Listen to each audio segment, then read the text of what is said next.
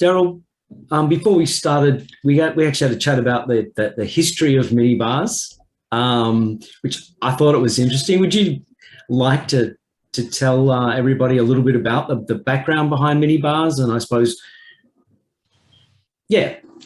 Okay, so the history of the minibar is if you do the research, they say that there was the Hilton in Hong Kong had the first minibar in 1974 or around that era.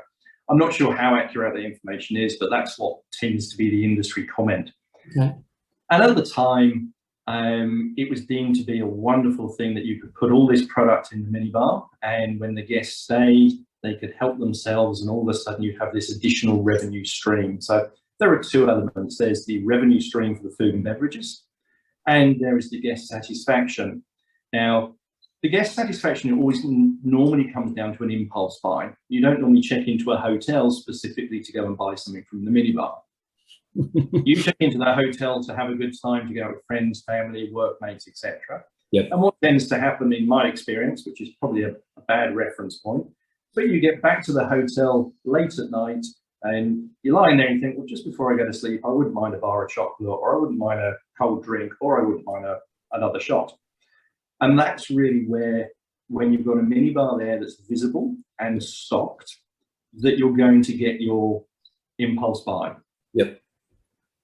What you need to be careful, or what we find needs to be thought about with the food and beverages side teams that we work with, is that if you try and put really good quality products into your minibar, so the Dom Pérignons of this world, or some really fancy stuff, yep, it's really nice for the hotel general manager to go, look, I've got this wonderful product in my minibar, but the cost of the product is at a point where you start getting wastage.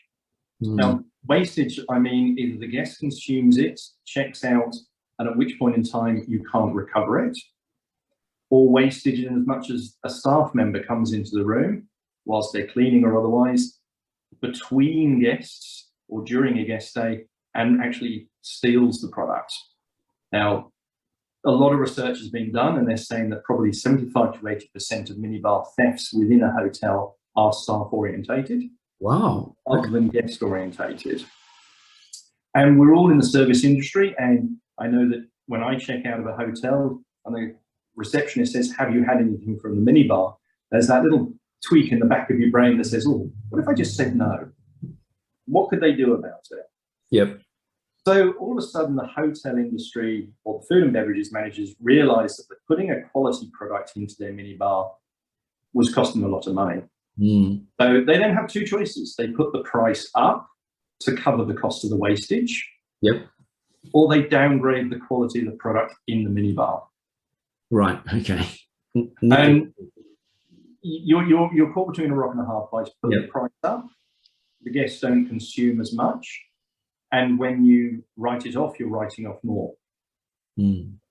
Downgrade the quality of the product, and what then happens is you don't make as much revenue because you can't put the price as high, or you haven't got that wow factor of what you've got in your minibar. You've only got a Mars bar and a bottle of water. So there are different thought processes as to how to manage this. But Yep. what's happened, going back to where we started, what's happened is the minibars were there. We started stocking them and overstocking them and putting more and more and more into them. The food and beverages managers were now having spend more time servicing those minibars, more time writing off stock. So eventually it's now gone the other way, where hotels are going, well, actually, I won't put anything in the minibar, and we'll rely on room service. Yep.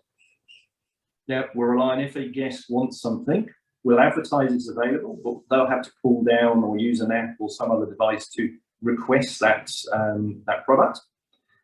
But again, go back to me sitting at the end of the bed after a night out with a group of friends. I just want a quick Mars bar and a bottle of water. I don't want to be waiting for housekeeping to deliver it to my room. Yeah.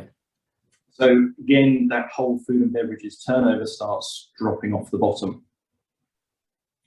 You're right. There is that impulse buy there.